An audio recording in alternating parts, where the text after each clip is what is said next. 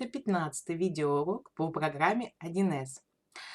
Камин. Значит, в этом видеоуроке мы с вами изучим, как произвести закрытие месяца и для чего оно надо. Значит, для того, чтобы программа рассчитала все пенсионные взносы, сделала соответствующие проводки, то есть свела все начисления, так сказать, в одну кучу, да, если простым языком, и сформировала нужные отчеты. Для этого вы проверяете, чтобы у вас за этот месяц были вбиты все кадровые изменения, все кадровые приказы, чтобы были сделаны все начисления, удержания и тому подобное. То есть это то, что мы с вами делали в предыдущих уроках, чтобы зарплата была выплачена. После этого все от начала месяца и конец месяца, то есть закрытие месяца, будут у вас вот в этой закладке регламентные.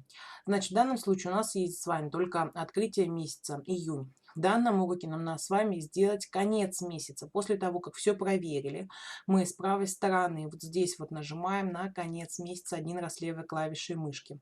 Высвечивается окно конец месяца, выбираем месяц, за какой надо нам сделать отчет. Соответственно, вот здесь стрелочки вверх-вниз, то есть вы листаете.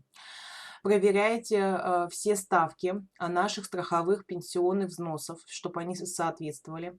Следующее. Особо внимательно обратите внимание вот сюда, от несчастных случаев ФСС. Почему? Потому что у всех компаний он разный, зависит от опасного вида деятельности, насколько он опасен, то есть насколько большие риски у несчастных случаев. После того, как вы все это проверили, нажимаем «Рассчитать». Программа это все рассчитала. Вот они, сотрудники, налоговые режимы, вы это все проверили. После этого нажимаем «Ок».